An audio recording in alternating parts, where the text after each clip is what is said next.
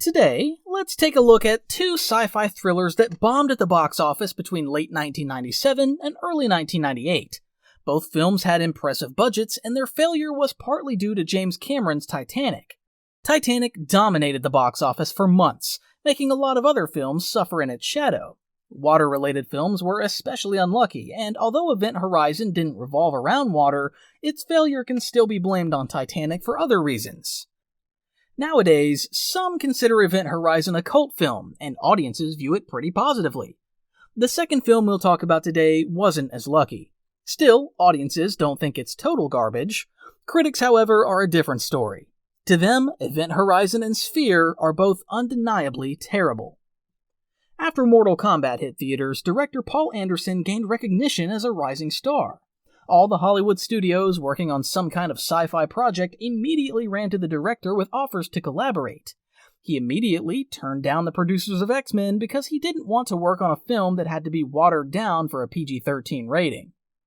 While Anderson refused to work on a comic book adaptation, 20th Century Fox offered him two more projects: The X-Files Fight the Future and Alien Resurrection. The idea of FBI agents believing in the paranormal was rejected for the same reason, having to fit their beliefs into a PG-13 rating. As for the fourth Alien film, the director spent a long time considering the offer. According to Anderson, it was all about the script. He had to turn it down because it was too dumb. However, rumors say the real reason he rejected Alien Resurrection was the lack of creative freedom. That meant there would definitely be a producer breathing down his neck, ready to shut him down whenever they felt like it. In the end, Anderson settled on two scripts that interested him. One was Soldier, and the other was Event Horizon. He was supposed to shoot Soldier first, but Kurt Russell, already a well-known actor, decided he needed to get in shape. The studio supported him, and work on Soldier was pushed back a year, letting Anderson focus on Event Horizon. The first thing Paul Anderson did when he joined the project was cut the aliens from the script. The idea of a haunted house in space appealed to him more than yet another story about hostile aliens taking over a human spaceship. However, many believe the aliens were removed because of the plot of Alien Resurrection, which was set to release the same year. Since nobody wanted that kind of competition, Anderson was allowed to change the concept. The film was shot over 6 months at the British Pinewood Studios. Filming was tough, but the real problem started in post-production. That was because James Cameron's Titanic premiere got pushed from summer to winter. Since Cameron couldn't figure out how to shoot the steamship properly, production kept getting delayed. As a result, Paramount was left without a big summer release. What happened next is what many see as the reason the film flopped, and that was Paul Anderson's fault. Paramount offered the director a chance to move the film's premiere to the now open summer slot. Paul Anderson saw it as a great opportunity and agreed to speed up the film's production. As a result, Event Horizon came out a month and a half earlier than originally planned. Because of the rush, several special effects studios refused to work on the film. Even though Anderson started editing while shooting was still happening, he couldn't keep up because the post-production schedule was suddenly cut from 3 months to 1.5. That's a crazy short deadline for a movie of this scale. The first thing to suffer was the special effects. Some just couldn't be finished in time. Back in 1997, there were fewer VFX studios, and the whole process was slower. Several scenes showing cosmic hell were cut, and the events that stayed in the film looked unfinished. The film was shot and released in just 10 months. Since it was supposed to be visually intense, the effects studios just couldn't deliver in time. Ironically, something similar later happened with Soldier, where rushed production and changes during filming led to a mess in post-production. Paul Anderson seemed to thrive under pressure. Since there was barely any time to polish Event Horizon, Paramount executives weren't thrilled with the first version they saw. A quickly re-edited second version was shown to a test audience, and just like the studio, they weren't impressed. After bad test screenings, the studio ordered the film cut by 30 minutes. Anderson's original cut was 130 minutes long. He did what they asked, but then the ratings board got involved. The now 90-minute film received an NC-17 rating, a death sentence for any theatrical release. Obviously, no one liked that, and Anderson was sent back to the editing room. On the fourth try, the ratings board finally gave in and gave Event Horizon the coveted R rating. Since the studio had no time to promote the film, Event Horizon hit the big screen with virtually no advertising campaign. The studio and director's hasty decision resulted in a massive failure of the project in theaters. In the US, Event Horizon was released alongside Copland. While Copland took the top spot in the weekly box office chart, Event Horizon only managed to reach 4th place, also falling behind Air Force One and Conspiracy Theory, both of which had already been playing for several weeks. With a budget of $70 million, the film managed to gross only $26 million. In most countries, Paramount released Event Horizon straight to video. In the few places where the film did receive a theatrical release, such as France, it earned another $10 million. After the film's failure, Kurt Russell, who worked with Anderson on Soldier, told the director that he shouldn't be upset because Event Horizon had every chance of becoming a cult classic over time, which is exactly what happened. In the early 2000s, when Event Horizon had already acquired its current status, Paramount offered Anderson to release a director's cut. Anderson, naturally, agreed. However, it turned out that some of the footage was damaged and some simply had gone missing.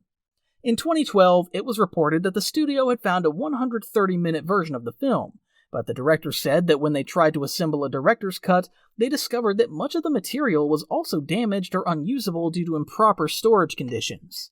The idea of a director's cut had to be abandoned. Hollywood studios rarely admit their mistakes, but Paramount is an exception in this regard. The studio executives have stated multiple times that they deeply regret not releasing the first version of the film in theaters. And if they could, they would have definitely released a director's cut. This sounds believable, considering they've already done something similar with Payback, which received a director's cut years after its theatrical release, and it looked like a completely different film. The situation with Sphere was somewhat similar. The film also suffered from rushed production. In the mid-1990s, Michael Crichton was Hollywood's favorite writer. Studios would adapt any of his works into films. For a while, every film based on one of his novels was guaranteed to make good money at the box office. Some works, like Jurassic Park or Twister, even became huge box office hits. Crichton was getting more and more money. In disclosure, he decided to try himself as a producer, and later, after the success of Twister, he gained a reputation as a very talented producer and could influence the filmmaking process. However, after the release of The 13th Warrior, his Hollywood career suddenly collapsed. While working on Sphere, which was released just before The 13th Warrior, Crichton still held himself back. But after the film's failure, he decided it was time to take control of directors who could hardly do anything without proper guidance. Alongside Crichton, Sphere was also produced by another incredibly talented individual, Barry Levinson. Nowadays, his name isn't as widely known, but back then, Barry directed many box office hits, including Sleepers, Wag the Dog, Good Morning Vietnam, the already mentioned Disclosure, and one of the biggest hits of 1988, Rain Man. Seeing such talented creators, the studio didn't skimp on the budget and allocated $80 million for Sphere.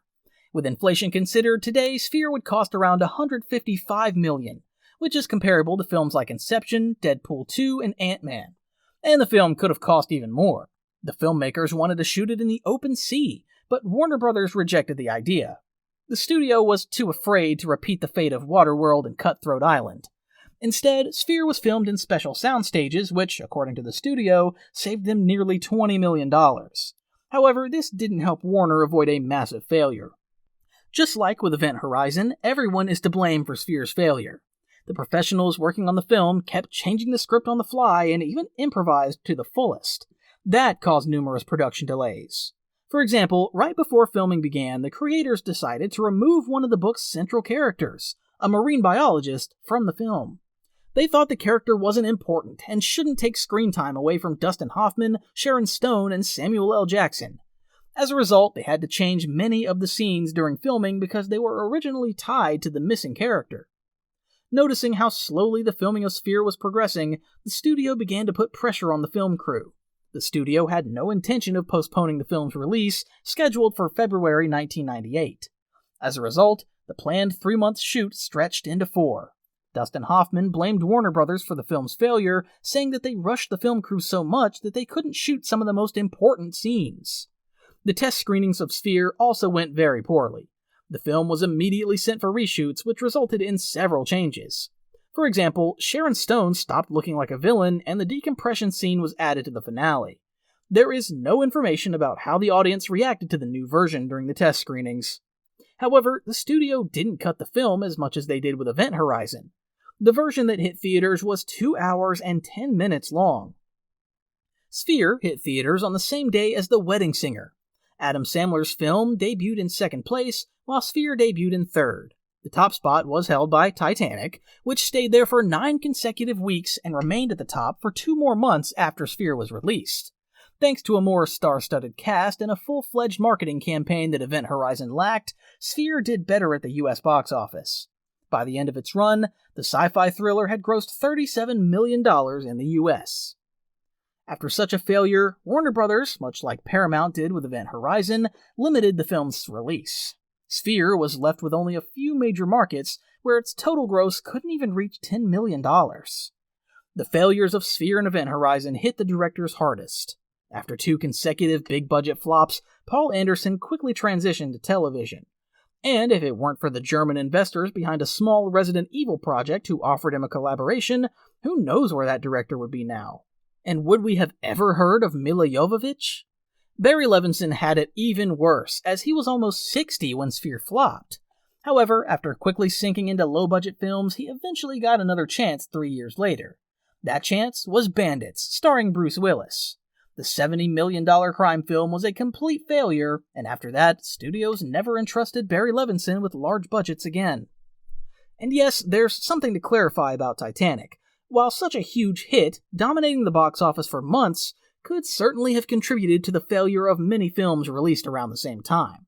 It didn't stop other films from becoming box office successes, such as The Wedding Singer, Tomorrow Never Dies, Good Will Hunting, City of Angels, and As Good as It Gets. So it's probably just an excuse. Thanks for watching, and stay tuned.